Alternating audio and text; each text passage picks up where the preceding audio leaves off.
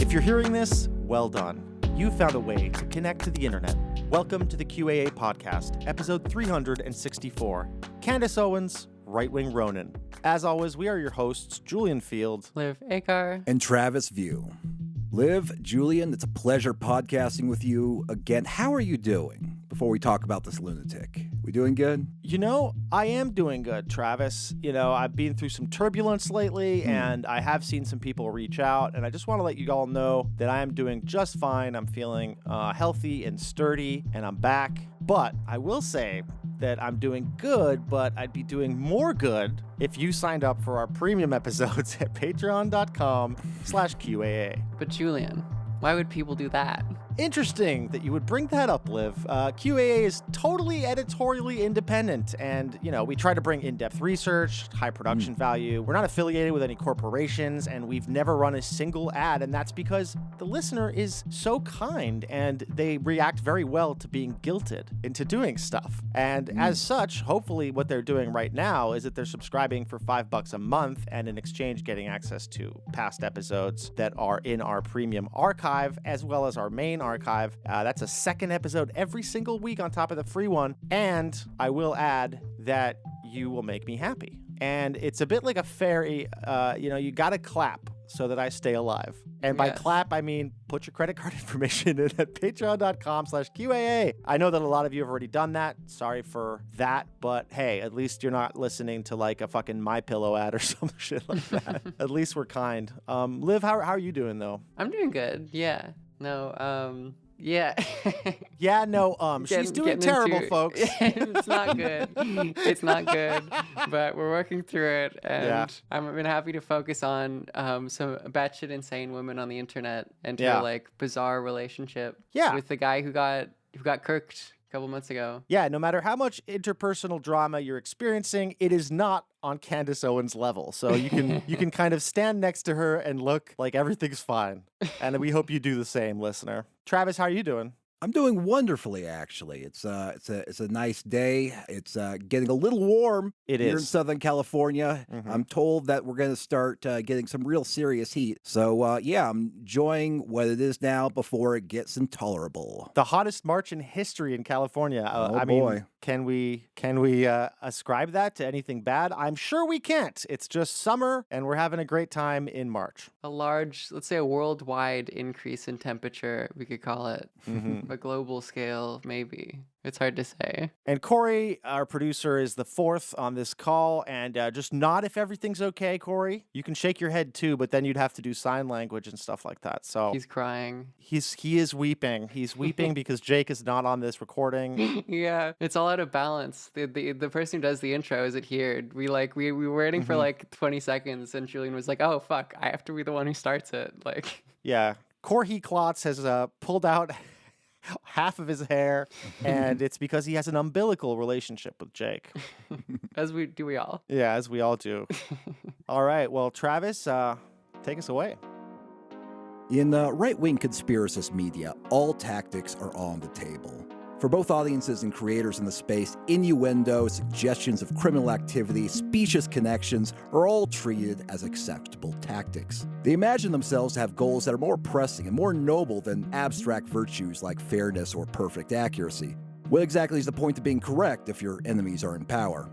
However, an unspoken rule is that not all targets are on the table. Some people are fair game and some are not. It's a violation of this rule that has led Candace Owens to open a rift within the very conservative media ecosystem that once catapulted her to stardom. Rather than the typical targets, Owens has directed her style of pseudo-investigation towards Erika Kirk, the widow of assassinated conservative activist Charlie Kirk, who took over as the CEO of Turning Point USA. This has led some right-wing pundits to push back in the more forceful language they can muster, like, for example, ex-deputy FBI director Dan Bongino.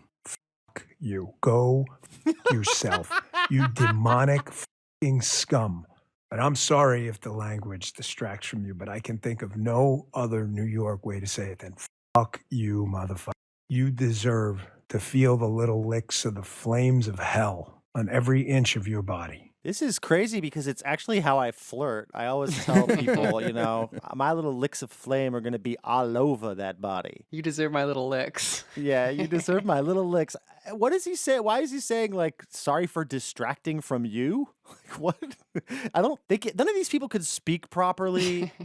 It's a podcaster presidency and none of them can finish a fucking sentence. Imagine, like, if fucking, you know, like the last FBI deputy director, like, quit his job and just was directly back on a podcast being Alex Jones, essentially. Like, fuck you, you demonic scum is, like, kind of vintage Alex Jones type talking. It's really a beautiful world we live in. You know, I'm really fascinated by this development because it's the exact opposite of what many assumed the consequences of Charlie Kirk's death would be. Like, Kirk's death has not been a unifying event for conservative media or conservatives generally. It seems to be one of the biggest sources of intramural conflict. So for today's episode, I'm going to unpack the conspiracy theories about Erika Kirk that have caused Bongino to wish hellfire upon his enemies, and how Owens' one-time boosters are contending with the monster they created. It's so incredible, truly, to see them go to war with each other over this stuff, because for a brief moment, it seemed like they had found a kind of sainted figure that they could all kind of rally around. Yeah. And now it's just fucking catfight central, man. Everybody's, in fact, Cat Turd is involved. Yeah, Trump 2 influencers are fighting more than, like, left influencers during Trump 1. Remember all those stupid dramas between, like, podcasts? Like, and they actually have power as well. So they just, like, can't decide what to do with it. Yeah. This is like when I threatened to everybody on the E1 podcast and their families. Yeah. You know, it wasn't right, and I apologize. But I will say that Owen's fixation with Erika Kirk makes one wonder what was really going on between Charlie Kirk and Candace Owens. Like, really. Fortunately, Owens has leaked a lot of personal text messages between her and Kirk, and Liv has read many of them. It's going to tell us what they might reveal about their relationship. Yeah, in the past, you'd have like a horse carrying these types of messages across the country to deliver lengthy notes of longing. But now what we have is really cunty tweets. So congratulations, everybody. We made a worse world than our ancestors had, except for all the, you know, racial stuff and colonization. But yeah.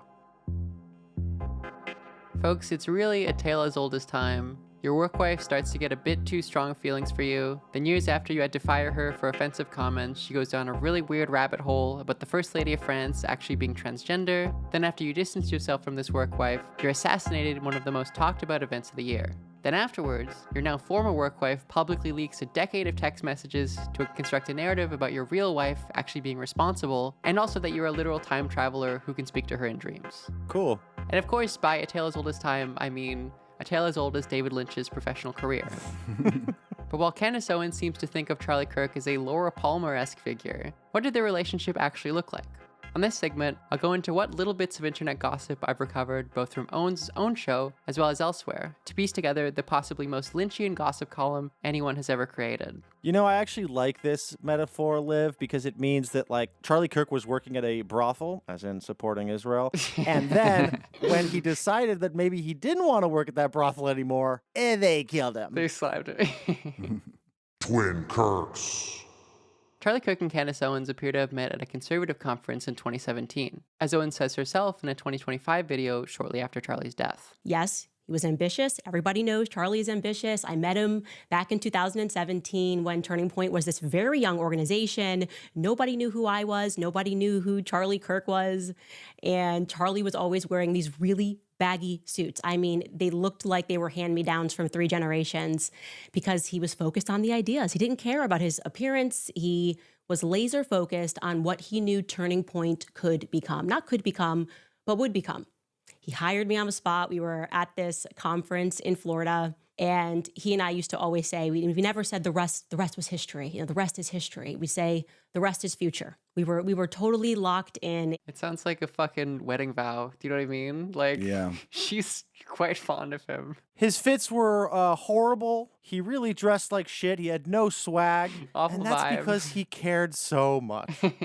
Owens had been hired as TPUSA's Director of Urban Engagement. That's so inherently racist. Yeah, I cannot get over it. I remember crazy. researching and finding that. It's just so cool. And this was directly after the organization had been under hot water as a result of accusations of racial bias. To quote from a December 2017 New Yorker article by Jane Mayer, Gabrielle Fakir, a former Turning Point employee, told me that she was the only African American hired as a field director when she worked with the group 3 years ago.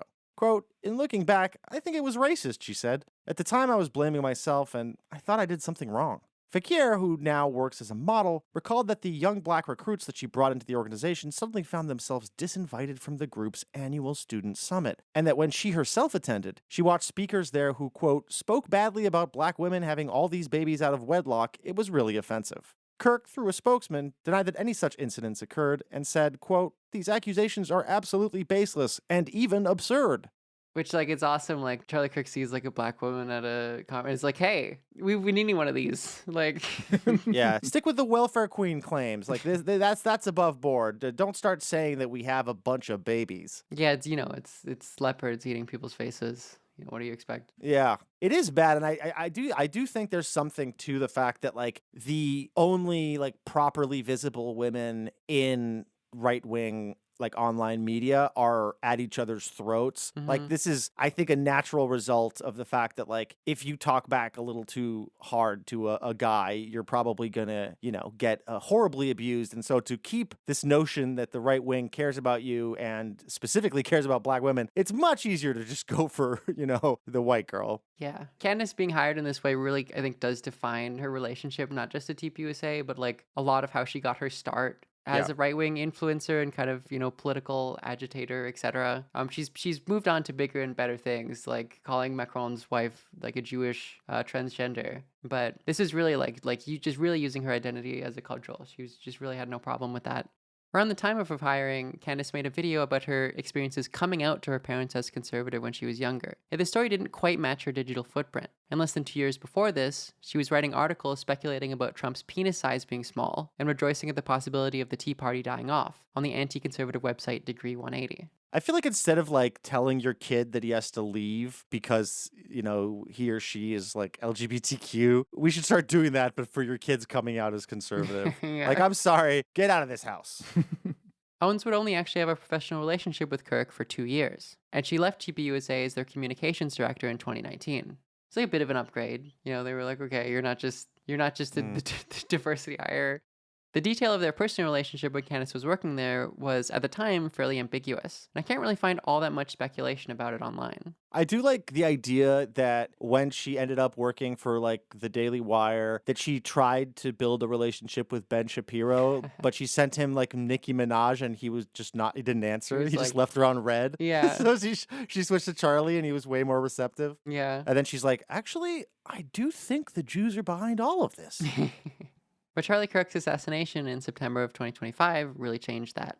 For the first few days following his death, Candace seemed to actually take it surprisingly easy, as far as right-wing influencers go at least. Don't get me wrong, she was still definitely milking his death for her own gain, but not in a directly politicized way, I guess. You had a lot of these posts by people who were like, like Matt Walsh being like, this was because of the transgenders, just while his body was not cold. Which obviously just, like, feels horrific about someone you personally knew. But these people are obviously... I mean, Charlie Kirk is a person who would have liked someone to do that about his death as well. So it kind of changes it a little. But Candace was surprisingly reserved about it. You're sainted, but instead of being thrown to the lions, it's because you were thrown to transgender people and they tore you apart.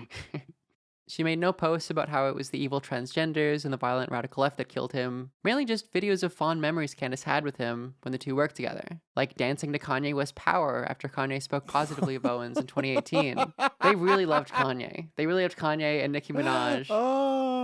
Oh, man. She must be so disappointed in his big, like, I have a brain injury and that's why I'm anti-Semitic thing that he's been doing. Or, of course, the two jamming out to the Ignition remix by R. Kelly in a limo. Okay, that's a really great song. It's a great song, And we can make him about to have me some fun. Bounce, bounce, bounce, bounce, bounce, bounce, bounce, bounce, bounce, bounce. Lace like murder, she roll. Once I get you out the clothes, privacy. Okay, the driver is just looking forward with, like, such resignation. You can't quite, you can hear it a little bit, but they're singing along. They're having a great time. These were the salad days. In her September 11th stream, where she posted these videos, she mainly just spoke very positively of Charlie, remembering her old friend very fondly. Ah, Charlie. He wasn't one of the planes that hit the buildings. That really did soil that 9/11 that year.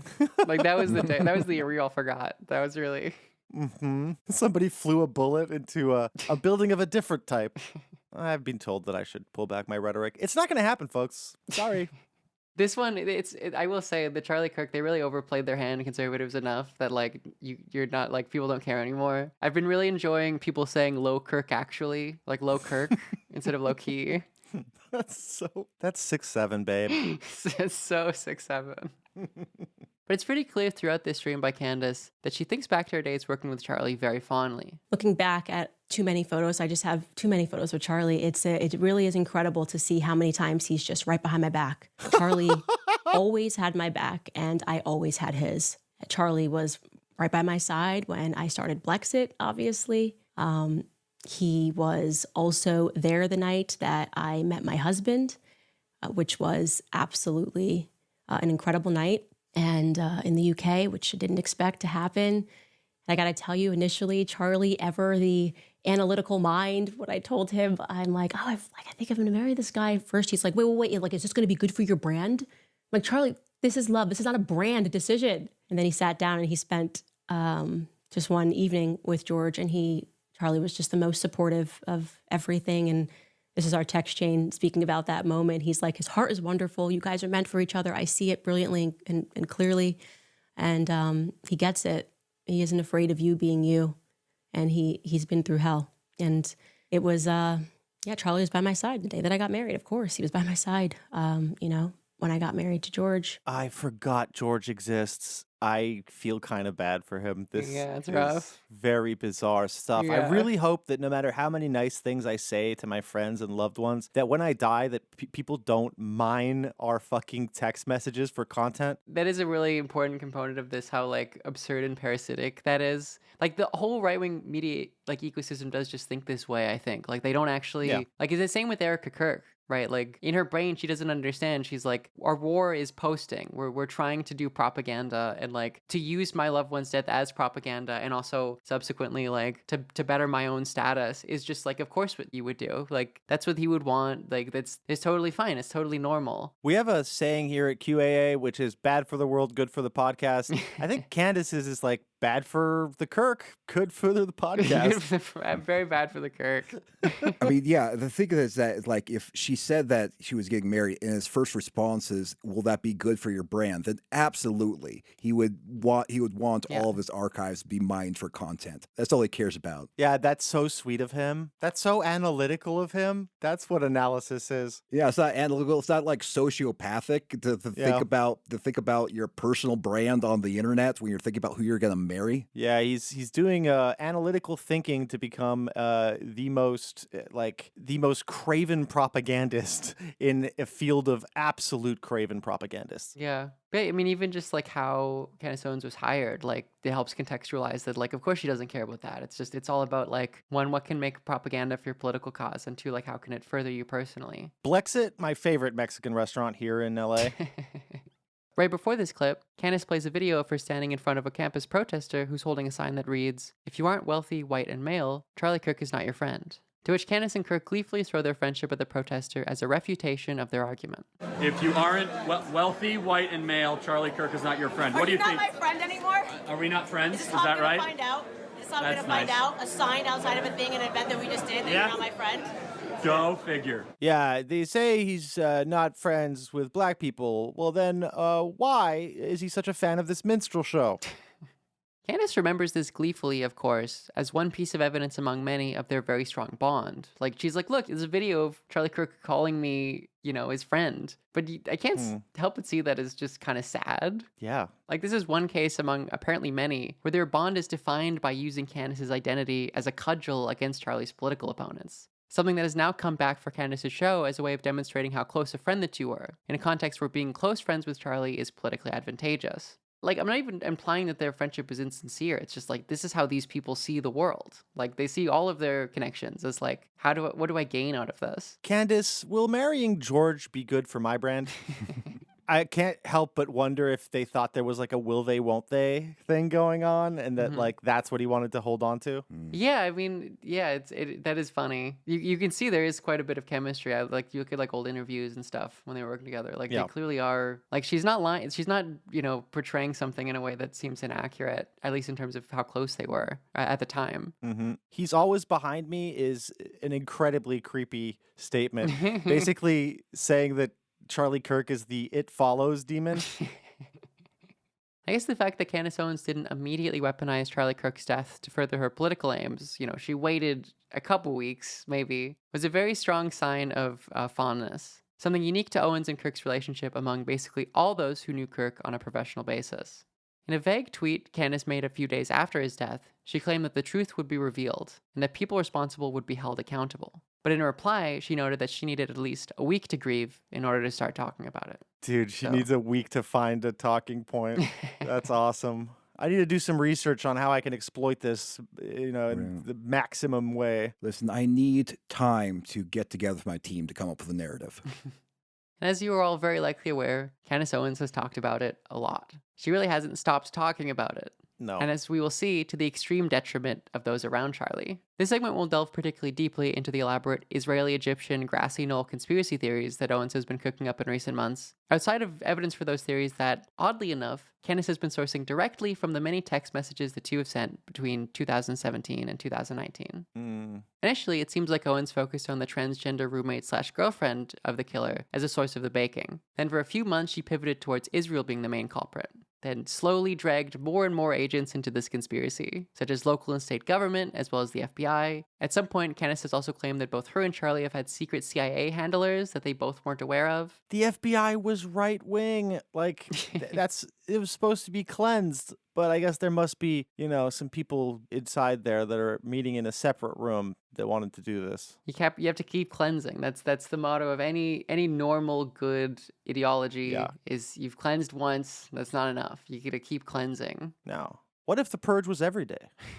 One important source for this paranoia, outside of personal text messages from 9 years ago, was also Candace Owens' own dreams. Like in October, when she claimed thus. Like I just said, had a vivid dream this weekend, and Charlie came to me and he told me that he was betrayed. And so for me, you don't have to believe that, but I do believe that. And it was the immediate sense I got, actually. And I don't know who exactly it is that betrayed him, but I also felt in the dream that it is soon going to be revealed, that it's actually inevitable that it is going to be revealed, that there is nothing and no one that is going to stop the truth from coming out, and it is going to have international consequences. Take that to the bank. Quote me on that. I think that most people on an international level do not know who Charlie Kirk is. Do they? I feel like I was surprised. Maybe Anglosphere they do, and then outside of that, they're just like the neck guy. Yeah. But yeah, I had this dream. I was in this strange room. It had a red curtain. Charlie Kirk whispered the name of his killer in my ear, but I didn't hear it. Candace Owens, I have visited you to tell you the truth about Israel. In early January, Candace would also use dream interpretation to find a connection between certain members of TPUSA and Kirk's death. In her live show, Candace details a dream she supposedly had of her 2019 trip to Israel with Kirk that went slightly differently than it had in real life. The setting of this particular dream, however, had one dramatic difference. We were not there for the opening of the embassy. And this difference, by the way, I don't really understand yet. I'm just sharing it with you. Instead, we were there in this dream setting for Bibi Netanyahu's wife's funeral. Again, that makes entirely no sense. I've never met his wife. I've never spoken about his wife. I know nothing about his wife. So that's just the context of it. I don't make the rules of dream world. And obviously, as we were sitting there, it didn't strike me as weird, because when you're in your dream state, everything that happens for some reason feels like, oh yeah, this is totally normal. Anyway, Charlie said to me, I don't have much time. He followed that up explaining to me that I needed to see what happened on his left. And he told me explicitly, they betrayed me, multiple people. And I said, I know, but who? Then came the frustrating part of the dream. Every time I would say who, when you're in a dream and you go, who, or you try to speak in the dream, and then suddenly you're actually speaking in real life and you start to wake yourself up from the dream by accident. That's what kept happening. And whenever I would try to listen to what he was saying, it sounded like he was underwater. So I was frustrated by this. I can't get to the part where you tell me who betrayed you. It wasn't until the third week after his death that finally one face came through in this dream. It came through as clear as day from around the corner of the restaurant. And it was Andrew Kolvetz. Who the fuck is that? Kolvet is the executive producer of TPUSA, who I would imagine was not especially happy about Owens' Lynchian method of gaining the truth about the death of an individual he had worked with for years. Yet in true Lynchian manner, Candace has also become convinced that Charlie had some sort of special gift of foresight and had predicted his death multiple times, one of which was allegedly right before he was killed. One more thing rather explosively. 3 people told me off record, 2 people who have this in a written communication from Charlie, one who is a Turning Point USA donor, and I would say very much one of the white knights in this. The very day before Charlie Kirk died, he expressed that he thought he was going to be killed. He told these people, I think they're going to kill me, okay? He did not express that to me, so I am telling you this based off the testimony of 3 people, and I am saying this because I hope that these people, who I think are good, will be inspired to come forward with that. Now, again, those conversations I had were off record. I honor that. If I say it's off record, it stays off record. But I'm hoping that watching what I am doing and feeling the energy that is rising across the world for people who want to know what the heck happened on 9/10, that, they will be brave and they will say, yeah, Charlie did the day before he died think that he was going to be killed, and maybe tell us, who is they? Well, for once and for all, who is they? Who is the they that he thought were going to kill him? That would hit a lot harder if she hadn't been doing like the most esoteric anti-Semitism leading up to this. There's also a couple text messages she bakes as well that, Charlie had this foresight of he knew he was going to die young. So it's well, what did he know? He had dreams about it. Well, he was tall, so it's like big dogs, they have a shorter span. Yeah, the heart beats faster, yeah. But Owens would top herself again in a stream later that month, on January 14th, which was titled Project Looking Glass, a reference to a conspiracy about CIA technology that has the capacity to alter the future. Yeah, we've covered that many times on the podcast. This is incredible. Pure QAnon stuff. We love it. Oh, yeah. But instead of QAnon, instead of baking Trump tweets, it's baking your friend's text messages from 10 years ago. Your ex-coworker. God, she must have spent so much time scrolling those text messages, finding all this stuff, while her husband's like, are you even paying attention to the movie? Because you're the one who put this one on.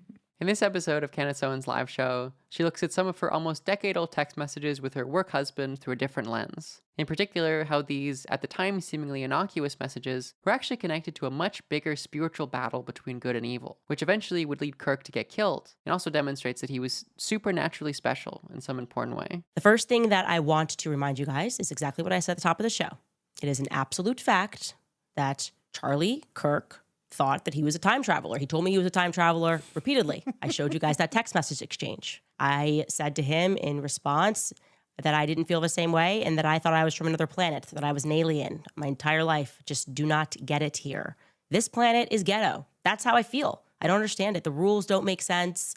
I think that's also why I like cats so much. I feel that they can relate to that. They think humanity is ghetto. They don't want to be around us. They don't like us. They know it's ghetto. It is ghetto here, right? I also kind of feel like Candace Owens has the easiest job in media. She's sitting up there, she's talking about her dreams and her text messages. It rocks. Anyone could just ramble on about these kinds of things. She is like a Victorian wife. She just kind of trips out most of the day and maybe eventually tries laudanum. I also like the idea that Charlie Kirk was a time traveler, but he went back to fight other time travelers and saved baby Hitler. Yeah. Now, Candace, as far as I can tell, has never actually directly posted this specific message chain, only reading off it. But in it, she calls herself an alien and Charlie calls himself a time traveler. I believe there's a robot emoji that's posted. Yeah, they're just kidding around, Candace. He didn't expect that you would have latent schizophrenia. Yeah. This is not the only crazy bake contained in this episode. Almost immediately after this, Candace Owens continues baking her dead friends / ex-coworkers' texts like they're Q drops. This one in relation to a text Charlie sent about being annoyed that he had to deal with security. Looking forward to our Kiki, babe. What did he mean? Yeah. Thinking about that, the security, him texting saying, I'm not allowed to go anywhere, I feel so important, I think was the exact message. That, to me, is objectively weird in retrospect. Wasn't weird at the time, it's weird now, and it makes me think that Charlie may have been marked since he was a child. We've discussed these gate programs that they have in school. And I just think on the basis of what he told me, that when he was really young, they wanted to drug him, but his mother said no, and he was really grateful for that. And instead, they decided that they could send him to this X-Men school. That's the best way I can describe it. I would certainly, by the way, for you internet sleuths, I'd like to find out which school Charlie had to attend. So he was pulled out of the regular school he was attending, and he had to go to some special school for the gifted, like he was an X-Man. And I am of the opinion, it's an opinion, I'm allowed to have it, it's obviously not a fact, but I am of the opinion, based on the discussions I had with him, that he's been monitored since. That his test scores, whatever the score, every test they probably did on him, he was off the charts, and they wanted to make sure that he was being watched. That's amazing. His superpower, he could grow his gums at will. Demented stuff. She's absolutely out of her fucking mind. Yeah, it's like she has like some like schizoaffective symptoms or something. Like it's like there's something clinical. Like if a therapist heard this, they would be worried. They would be concerned. Truly bizarre stuff. And yeah, that comes from a text that like he felt like his security was like kind of managing and handling him in a way that was annoying. Of like, oh, did he know that they were in a secret plot to kill him? You know how at the end of like The Wretched of the Earth, Fanon just does different like kind of psychiatric evaluations of people? I would kill to add Candace. We need to bring him back just for that. It's like, yeah, it's right at the end. It's like, you know, evaluation of the French torturer who was like hooking up car batteries to FLN, freedom fighters, and then Candace Owens. Yes. GATE, if you're unaware, stands for Gifted and Talented Education. It's a program to identify kids that excel at education and accelerate their learning. So she's using that as evidence, among other, you know, obscure, innocuous text messages, to show that Charlie truly did understand his fate at some level. But she continues. And a lot of weird things used to happen to Charlie. He would go on runs. I think I told you guys this, after sundown. And when he was running, street lights would go out. Like it was like he was in a burst of energy, like he was a lightning bolt or something. So what the fuck? Yeah. Oh my God. She claims that like they tried to drug him as a kid. Like this guy was basically one SSRI treatment away from like us having a better world and him probably being alive. Yeah. Candace seems to have this like The Shining-esque image of Charlie. There's this gifted individual, and a collection of dark, malevolent forces have been working against him in order to eliminate him. But she knows exactly what the evil CIA deep state did in order to snuff Charlie's flame. Anyways, they have a knack for murder, they have a knack for theft, and this time, just like a lot of times before, they stole a device from the ancient Sumerian civilization that's located in modern day Iraq. Very advanced civilization. They're obsessed also with Egyptian civilization, as we discussed yesterday. The Satanists kind of taking and reintroducing these things. First, they keep them to themselves. They hoard these things, and then they kind of give us certain aspects of technology as time goes on. So they steal this piece of technology, and they incorporate it into a computer, and suddenly they're apparently able to predict future outcomes. This just gets so dense. This video is like a gish gallop of some of the wildest claims I've ever heard. She lives in an alternate universe. Yeah, that is the odd thing, is like a lot of it's quite confused and kind of jumbled together. Like she's not even good at presenting the information particularly. Like she's not good at what she does. It's not like she's just insane. Do not memorialize me when I die with using Sumerian technology in your explanation. This is slightly unrelated to the text messages this little bit, but I just thought it was too good to not include. Yeah, it is. She's clearly deeply invested in Charlie at like an emotional level, and that's a part of like the profoundly sad feeling she feels likely for him when he died. Like she's just kind of converting it into like, it needs to be a part of the combat, the way that I'm fighting against the evil forces that must have killed him. It's an odd mirror to Erika Kirk, I think, who like I think probably is doing that in her own way of like, I need to just like get a bunch of clout and make TPUSA even bigger because it's what he would have wanted. It's just these people have just like deeply damaged, distorted images of like how to honor a person's memory, like what it means to live a good life, and subsequently what it means to honor someone after they've died. And like this is just, they're doing that.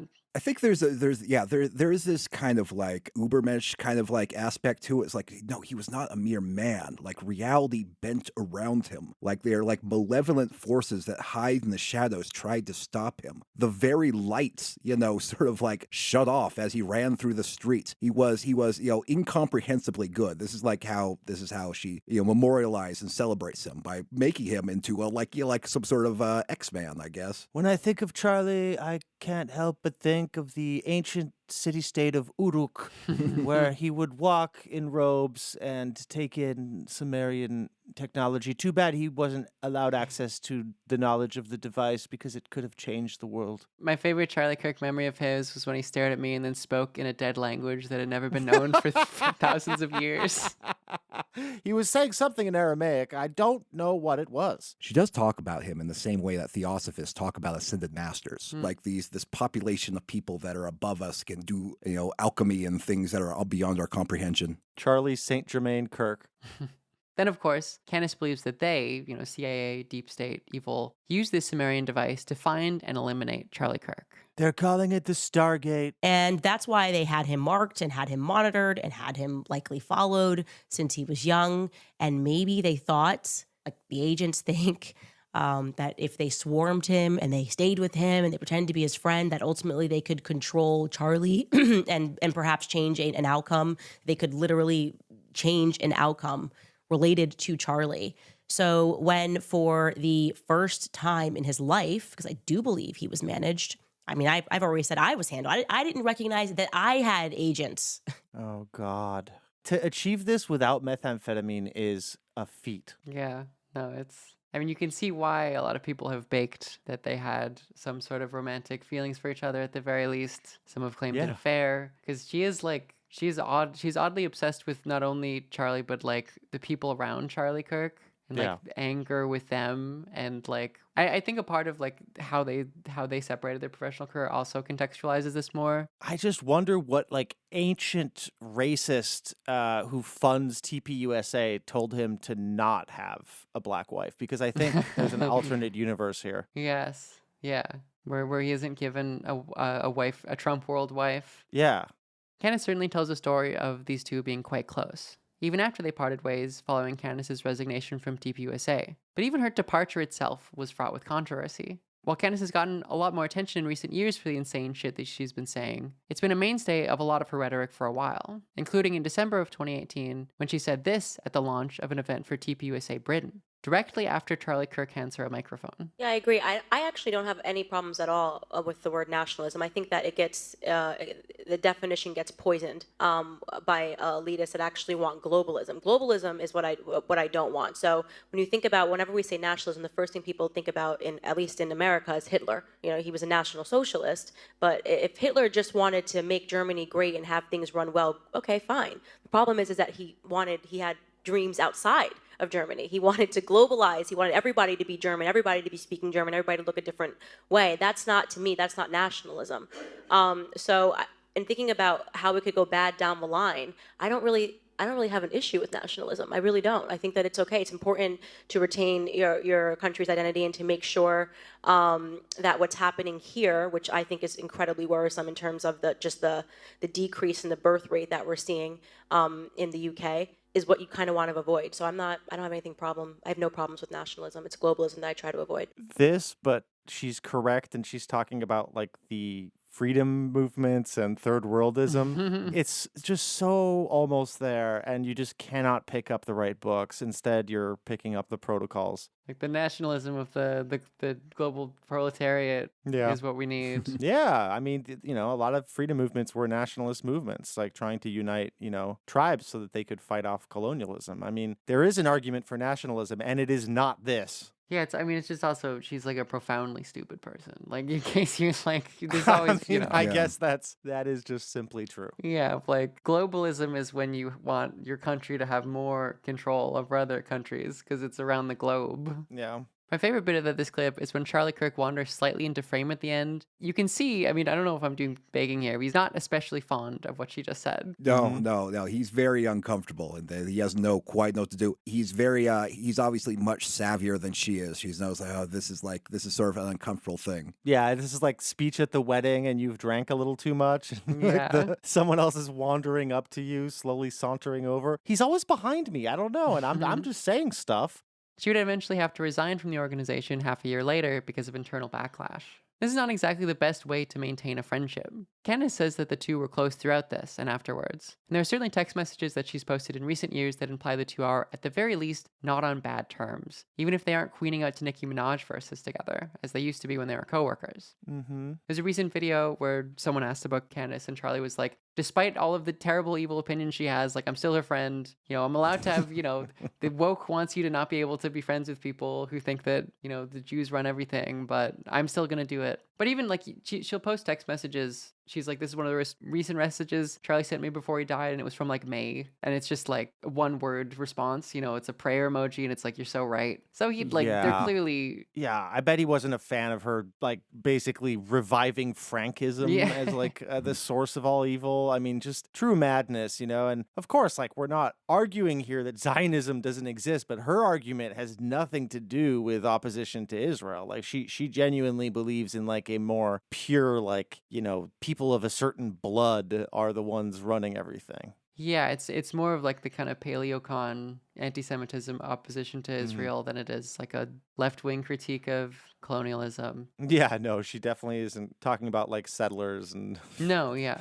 It's crazy. Like the problem with Israel is just like immaterial force of Jewishness that it's responsible for. It's not like a structure that any ethnicity, any group of people could reproduce and use to dominate others. Yeah. I mean, Israeli propaganda basically worked on her. They were like, if we put the Star of David in the flag, like, you know, people are going to think that, like, we represent all Jewish people, which is not the case. It is hard to hear what Charlie Kirk is kind of saying directly. You can see that there is a distancing, but that Kirk is not publicly ditching Candace Owens. Charlie Kirk was quite a savvy person, relatively speaking, so I'm sure that he just kind of understood that she's just a liability now, and like, well, she used to be my work wife. But we do have some indications, some little bits of gossip to kind of push that theory forward, or to show that it has some leg to stand on at the very least. And of course, Charlie Kirk's camp is obviously not particularly fond of Candace Owens' pot stirring. Those close to Charlie obviously had many things to say about their relationship that run counter to Candace's stories. One example from the same month that Kirk got killed comes from Eric Bowling, a Newsmax host with a long history with the organization. 2011, 2012, 2013, they were tight. They grew TPUSA like crazy. I was shocked to see her leave until being part of TPUSA. Her theories got just a little bit too down the rabbit holes. It was too extreme for their taste. And Charlie, to his credit, kept a cordial friendship with her for years, but it hasn't been a communication pipeline back and forth between the two for many years. That's why I don't know why we give Candace Owens' assessment any weight at all. You're on the board of Turning Point? Yeah. Okay. When's the last time you saw Candace Owens? In person? Yeah. 2015, 2016. Oh, wow. Okay. Yeah. No, When's the last time she was at a Turning Point event? Not in many years. Okay. But so let's without even being biased. There's Candace even involved in Charlie Kirk's life at all? No question, proof that Candace Owens has nothing to do. She would be in a perfect world if they didn't have this. What I already know was a very quiet breakup where she got too rabbit hole for him.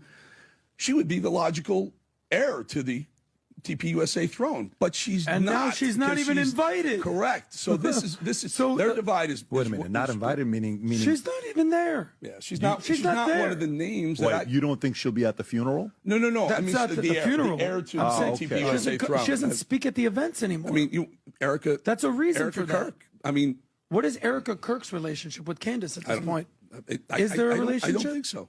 Why do you not think so? Because I live in this world. Okay. I live in you this. know this world. Tell us. I don't see them together. I think Candace has created a lane for herself. Yeah. It's her own lane. She wants to go after Macron's husband or wife or whatever you want to call him. That's a good, like, the Macron's husband comment is a good, like, reference to, like, no, all of these people are fucking batshit insane. Yeah, insane. Truly insane. And also they make me feel like I'm really good at podcasting. Yeah, I know. They cannot string a sentence together or not yell over each other. This guy sounds fucking hammered. Like, this is a drunk guy who's just got lots of, Yeah, I mean, that is the MAGA look, is like just very like red. Guy who's been on a bunch of creatine and then drank like for years. Just the reddest man you've ever seen in your life. Yeah. But yeah, I mean, this is also a reference to the fact that Owens was not at Charlie Kirk's memorial, to which Owens, I believe, responded like, I'm afraid of the Fed, like there are going to be feds there, like of course I wouldn't go. You can just see like this does paint an image of like, I think a bit more honest than maybe other people in the circle would have said, that like Owens kind of got cut out of it, that she was too much and that her comments became a liability, as she was literally fired for saying Hitler was cool. And you could sense that there's probably some bitterness there, that she's still fond of Charlie and Charlie was still cordial with her. Yeah. You know, this might not necessarily be the full story, but you can see an image forming that's very plausible. That helps kind of explain some of Candace Owens' reactions, especially how she's been implicating people in TPUSA, and then even obviously Charlie Kirk's own wife in these conspiracy theories. Yeah, it feels like she's a bit jealous. I mean, first of all, Candace is not someone who's celebrated on the right. She's not spoken fondly of by, Trump and Vance. She's not invited to events anymore. And she probably resented Charlie for a while about a lot of this, and now is just displacing this and this kind of jealousy about her visibility onto, Charlie Kirk's, I suppose, now ex-wife. All this has fueled a great deal of baking and gossiping about the two, Candace Owens and Charlie Kirk's relationship. The degree to which it was romantic, how much of a falling out they had after the two went their separate ways professionally, and perhaps nothing has fueled this speculation more intensely than what Travis will be talking about on the next segment of this pod, which is Candace's bizarre fixation on Charlie's ex-wife, Erika Kirk. I can't stop thinking about that fire tongue, that Bongino is fantasizing about running all over the bodies of his enemies. Travis, do you have any explanation for this? Yeah, what really got Bongino, bringing out his inner Dante, was Candace Owens produced a multi-part video series called Bride of Charlie. Oh my God. Yeah. But that means Charlie is Chucky. She is hopeless. She's a little rascal. She is a true little rascal. She has to no good again. So this consists of 7 hour-long episodes about Erika Kirk so far. That's awesome. It's like a cursed media fucking miniseries. There are some real sickos in this world, millions of sickos, who spend hours of their day watching videos about Erika Kirk. Yeah, I'd hate to be that. Well, I mean, yeah, you got me there. Now, Owens frames the series as an investigation into whether sort of Erika's public story is truthful. And she opens with a complaint that a woman with 0 professional qualifications has been elevated to lead a major conservative nonprofit, and insisting that something's not right about her. Owens starts with Erika's upbringing, family story, schools, and relationships, then moves into a much broader web of insinuations involving elite family lineages, occult ideas, LLCs, and alleged financial irregularities, Romania, gambling, military connections, leaked calls, fundraising, and supposed insurance or business motives. Travis bringing us that page 666. Something I realized watching through Candace Owens' content is that I think she's kind of discovered an infinite content glitch. So here's how it works. She settles on a target, and I think part of Candace Owens' effectiveness is that she picks targets that haven't already been focused on by a conservative media before. Now, you could go to like hundreds of podcasts or conspiracy blogs that dive into Democratic leaders like Barack Obama or Hillary Clinton, or unpack the connections of high-powered donors like George Soros or Bill Gates. But Candace instead picks targets like French First Lady Brigitte Macron, or in this instance, Erika Kirk, targets where she is for sure going to be like the first to unspool narratives. And then what she does is that she asserts that they're hiding something, or the past about what they claim to be is a lie. Their identity is all a facade. And here's the clever part. She proceeds to dig into her subject's past to find information gaps, inconsistencies in the public stories, alleged record anomalies, or suspicious links, which she claims supports her original claim that this person isn't who they say they are. This is effective at generating hours and hours of video content because everyone, even the most open and transparent public figures, have information gaps in the public record about them. But Candace takes the additional step of sometimes asserting that there's missing information about their subject when there isn't. For example, remember Candace Owens claimed that Brigitte Macron was, actually born as her brother, and cited as evidence that there's no evidence of Brigitte Macron as a child, even though there are. Yeah, we covered that extensively. One of her many hallucinations. So let's talk about what she says about Erika Kirk. Now, I want to be clear. I have no interest in defending Erika Kirk generally. I think she's the head of a deeply evil organization that directs tens of millions of dollars every year towards inspiring hate and suspicion towards vulnerable populations. In fact, Erika Kirk herself once called the anti-ICE protest demonic. But I think this is a good illustration of how Candace Owens operates. In Bride of Charlie, Owens opens with her saying that, it's perfectly legitimate to see if Erika Kirk is honest about who she is. Okay, you guys, there is a very strange thing happening right now where a young woman with absolutely zero professional qualifications has been inserted at the top of a charity organization that pulled in over $250 million last year. And the media is telling you that you have no right to know or to ask anything about her. These talking heads are claiming that the public simply wanting to ensure the person who is running that organization is, I don't know, at a bare minimum, moderately honest about who she says she is. No, that inquiry makes you a monster. Yeah, it's quite smart because it's kind of weird. I don't know why they did Erika as the head of this. Because nobody has any qualifications. Yeah, of course. Charlie doesn't either. I mean, I'm sorry. Yeah. They'll elevate anybody. It's just all images on a screen for them, It's just nepotism. Yeah, they thought they could make him into a saint. And so putting his wife there, as his kind of stand-in, it all makes sense, I guess, strategically. But let me guess, Candace, is she an agent? Are the agents with us in the room? Now, some of the accusations that Erika Kirk is being deceptive, I would argue, are pretty petty. For example, Owens took issue with a New York Times profile of Erika Kirk in which Erika said that the prospect of raising her 3-year-old daughter and 1-year-old son was actually the least traumatizing thing for her because Erika herself had been raised by her mother after her parents divorced when she was young.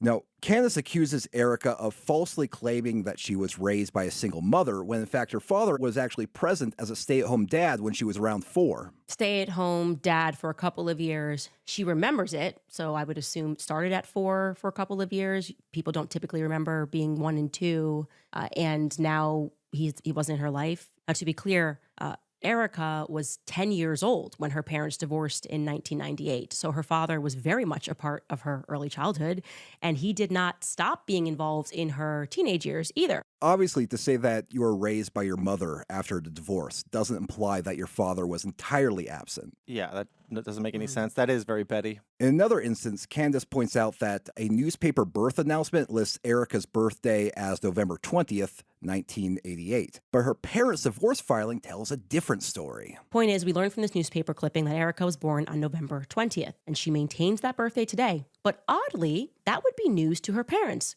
Kent and Lori, for whatever reason, think that Erika was born 2 days later on November 22nd. We know this because of their divorce filings, which took place in 1998. Wow, it goes all the way up to the top on this one.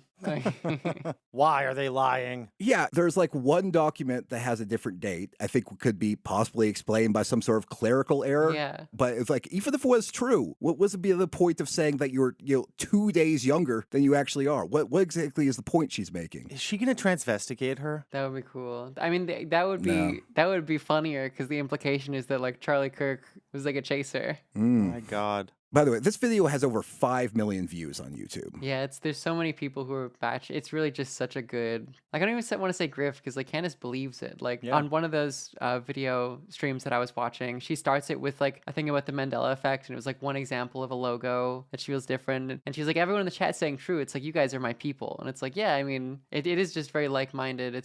She's the insane person that happened to get a platform in this way. Yeah, I know a lot of people who are smart, and they still enjoy Candace Owens' content because it is, kind of unhinged. I mean, it's way more interesting than the average right-wing talking points and blather.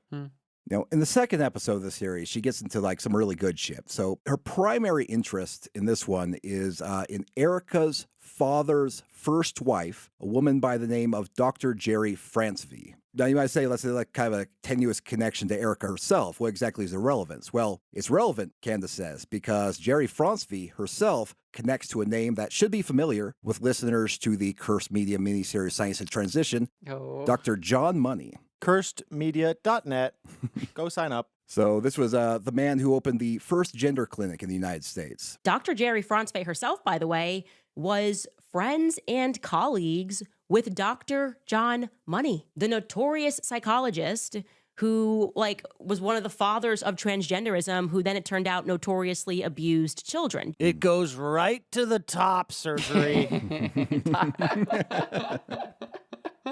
But it gets worse, according to Candace, because Erika Kirk attended a school called Tesseract in Paradise Valley, Arizona. And according to Candace, Dr. Jerry Fransvey was somehow involved in charter schools. All these people are just like a weird combo of like new age California style woo and, you know, just awful right-wing garbage. Like they're Protestant, but they are all like so strange. But the reason that I wanted to give you the background of Jerry Fransvey is because after this, heading into the 90s, the next thing she does in life is she gets involved with charter schools. She gets into the charter school business, particularly helping them to develop psychological methods with students. Yeah, you know where this is going. Dr. Jerry Fransvey is going to be the person that helps develop the Tesseract way. Tesseract schools, the school that Erika went to that is exceedingly problematic. Is that supposed, like, the fact that she went to it is supposed to be evidence that it's sinister, I guess? Yeah. Absolutely unhinged. Yeah, I mean, it is just like kind of a, you would expect someone to make a parody of these conspiracies and just literally say these things. It's like such an absurd,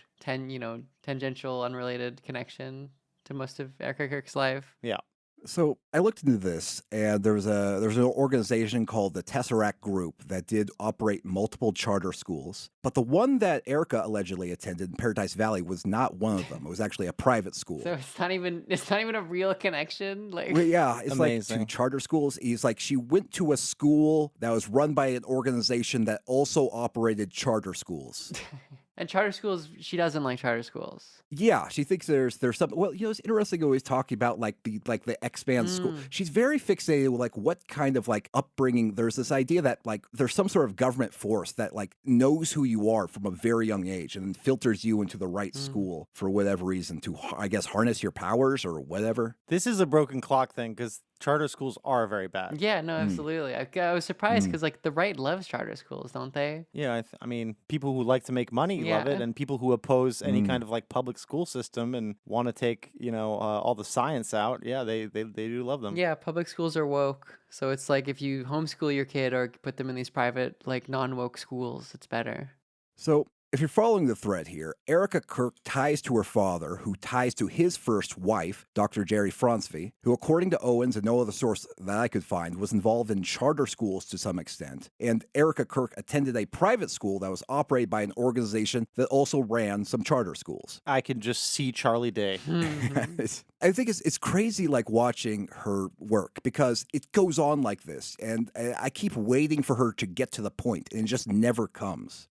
Candace says that while Dr. Jerry Fransvey claims that she went to Eastern Europe to do research on gender issues after the fall of the Berlin Wall, Candace doesn't buy it. But she doesn't offer like any alternative theory. She builds on these ideas to start like free associating connections to the military and Freemasons. Fransvey, I will state this unequivocally. I don't think Dr. Jerry Fransvey, who is a verifiable fraud, was there in Eastern Europe researching gender issues. May she rest in peace, but that's my opinion, and I'm sticking to it. I should also mention that Tesseract had a principal. She would actually climb a ladder at Tesseract while Erika was a student, who had very strong military ties. A woman named Nancy Gerard Hall, she will become. Nancy was a military brat. Her father was Colonel Paul Tracy Gerard, who was a member of the Scottish Rite. A lot of that going on, a lot of Freemasonry going on at Fort Leavenworth, Kansas, out in Kansas. He was a part of the Blue Lodge, Blue Masonic Lodge in Galesburg, Illinois as well. He was also the chief military law enforcement officer at the 7th Army in Europe. That's in Germany, Stuttgart, Germany, in the 1950s. It must be so cool to do research for Candace because you can just absolutely string together a bunch of turds and just hand them to her like it's a pearl necklace. Yeah. So you're the father of the principal of the school that Erika attended was a Freemason. And what is the relevance of this? What should we conclude? She doesn't get to that point. She just makes these connections and then like moves on.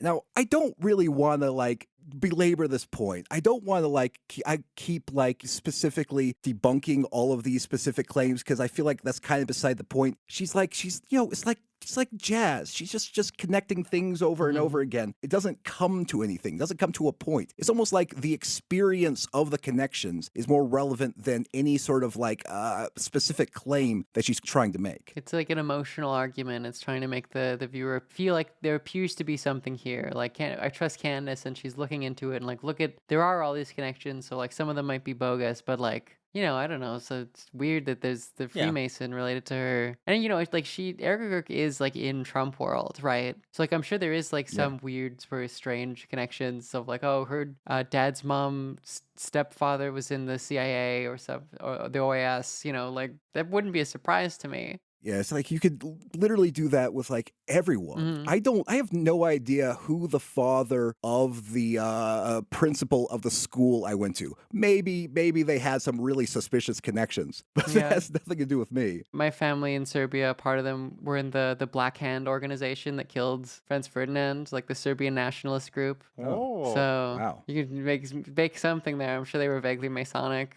Mm-hmm. But as crazy as that, her fans eat this shit up.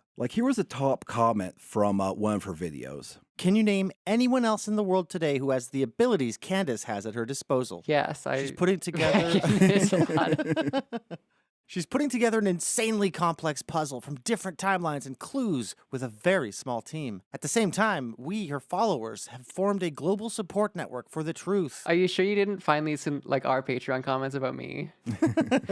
That kind of combination cannot be crushed by any amount of money, pressure, or intimidation. We bring the truth to light, and Candace has our 100% support. Fist emoji. This is incredible because Liz Crokin has kind of started jumping on the back of this. I mean, it's very easy to say that all this stuff is extremely QAnon. It's true. But Liz is not satisfied. Here's her March 14th tweet. Erika Kirk is involved in the rape, torture, and trafficking of children. I came to that conclusion based off my own research and before real Candace O started exposing this. Honestly, yeah, Liz must be so mad because Candace is just stealing her entire flow and just making an insane fucking amount of money on it. I don't even know, how does Liz Crokin make money? I'm sure she's not doing especially well. She's really not. I mean, that's 20K on this one and 4.2K retweets. I mean, she's probably making some money off some of this stuff. Something, but not but Candace not Owens' crazy. money. And she really was the original, she used to be a gossip columnist. She does the gossip shit. And she's she was a QAnon ground one, day one. She was doing QAnon stuff when Candace Owens was writing about how Trump has a tiny dick and she hates the Republican Party. Yeah. You must be fucking mad about it. None of these people, sure. I built this from the ground up and I don't get don't reap any of the rewards. She continues, so everyone who is trying to get me to cover up for this can go fuck off. I don't care who you are or what you claim to represent. If you are involved in the rape, torture, and trafficking of children, I will expose you. It's really that simple.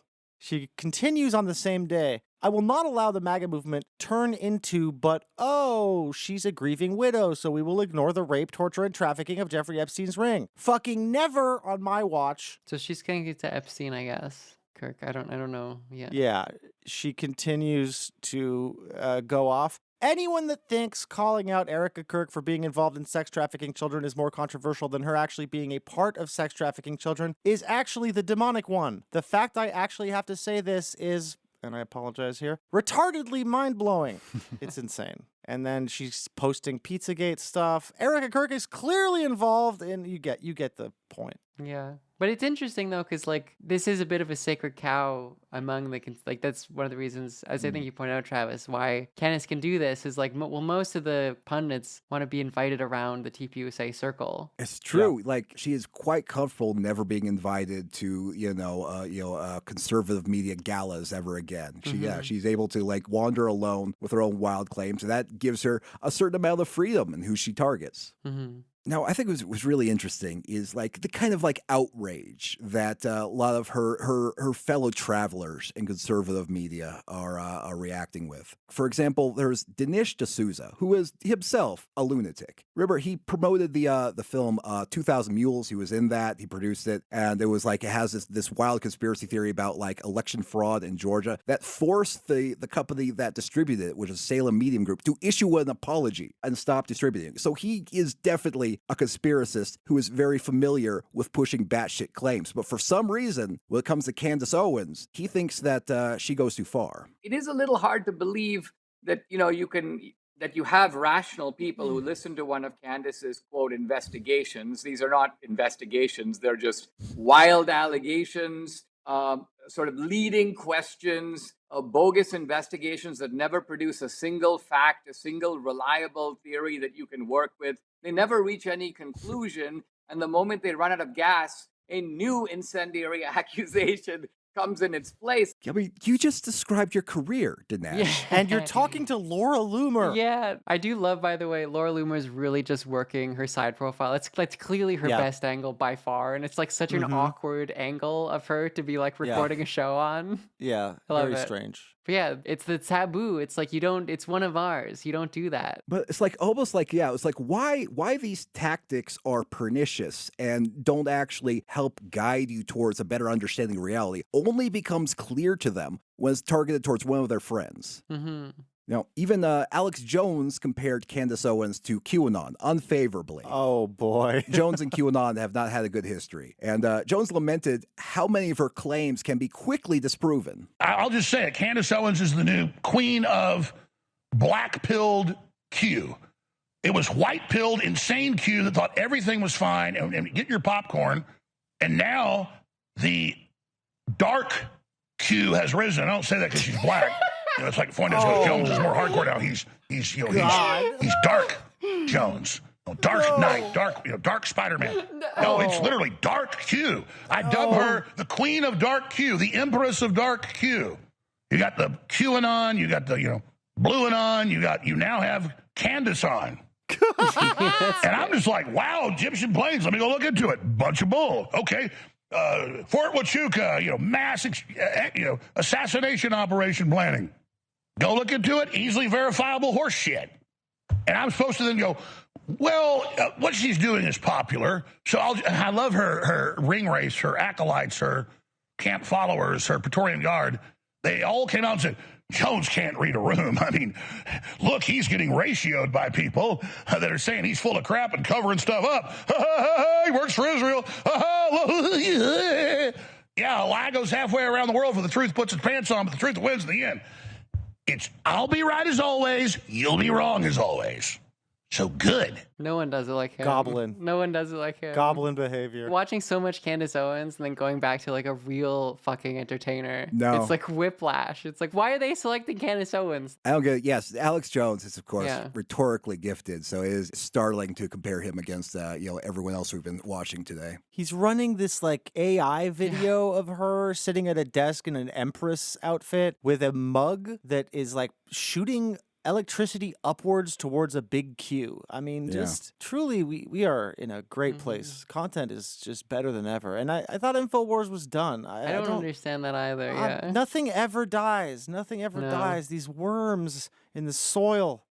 The Bride of Charlie series is also causing problems at the Daily Wire, which once employed Candace Owens. Daily Wire founder Ben Shapiro and host Michael Knowles got into an argument about whether people should condemn Candace Owens directly. So if Candace Owens decides to slander the widow of Charlie Kirk, I think that people have a moral duty to say that this is a bad thing, even if they are quote-unquote friends with those people, and I find it an act. But let's take that further. So obviously one should state one's view and say, Erika's great and the attacks on her are not right. Well, Michael, I'll just ask you straight up. Is Candace Owens doing something evil by attacking Erika Kirk? I think that it's wrong to attack Erika Kirk. No, say the sentence with her name in it. I'm not going to dance like a puppet for the podcast wars. You don't have to dance like a puppet, but you are dancing pretty quickly. I mean, there's a lot of tap dancing here. I don't think there's any tap dancing. Even if you aren't interested in the podcast wars, the podcast. And I think the people who are leading the invective against Candace are her biggest publicists. Learn to not speak over each other. You're all terrible at this. It's like, this is just, I don't know. I feel like this whole thing kind of like exposed how, like, I guess this whole, the conspiracist conservative media ecosystem works. Is that like, it really is based upon, focused on like targets. The moment someone does everything that Daily Wire taught Candace Owens how to do, everything that TPUSA taught Candace Owens what to do, and then all these tactics and the suspicion and this paranoia is directed at someone they like, all of a sudden it is an explosive controversy.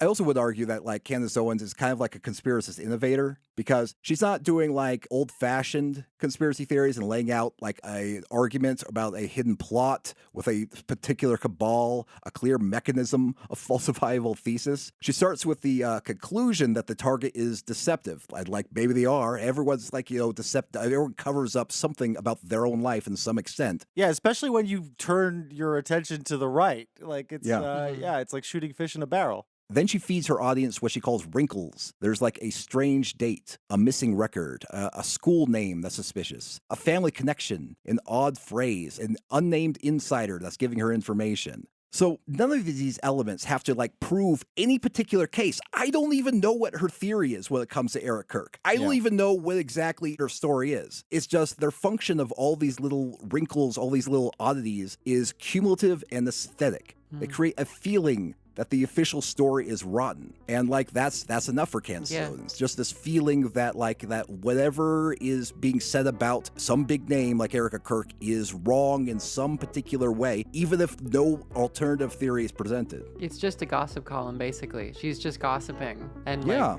with the kind of force of conspiracy theories, because that's just like the ever-present mode of thinking in a current, social consciousness. People want to know more about other people. They want to feel like other people are being exposed. And like to convince people that that's political. Like with QAnon, where they convinced people that like all the baking process is actually political, you're helping Trump, works really well. They're like, well, I can gossip and it's actually doing politics. I'm actually uncovering the truth about things. I'm looking into, Erika Kirk's drama when she was a teenager or something. It's like actually doing politics.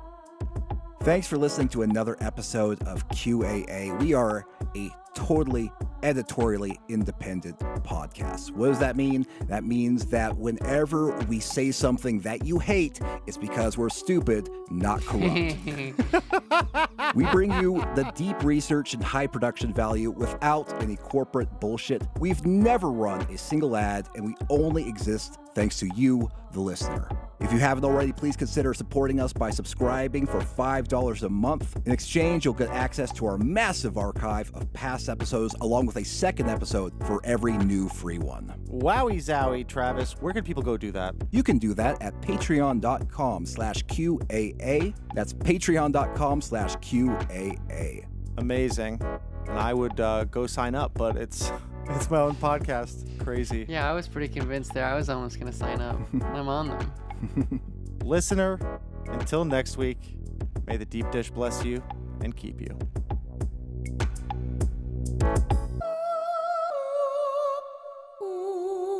We have auto-queued content based on your preferences.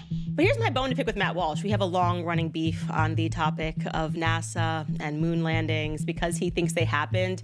And listen, when the guys did it, it was fake and gay. I'm sorry, Matt, and it's time for you to admit it. It was just as bad. You just weren't alive for it, okay? Homies were on the moon making phone calls before the time of cell phones. Like, hey, what's up, Prez? It's me on the moon with a flag. No issues. First time we've ever flown this thing. Yeah, I don't know. We just got through the belt pretty easily. And until Matt Walsh accepts that the mission in 69 was also fake and gay, I don't care. I can't defend you. Even if I fully agree with you about Gayle King, I literally cannot defend you. Okay, you must come to terms with the fact that NASA and space missions have always been this fake and gay. You just weren't alive for the original ones, and you need to learn the history of NASA, of the Apollo programs, which were occult and satanic. It was literally meant to be an antichrist movement to make people believe in man.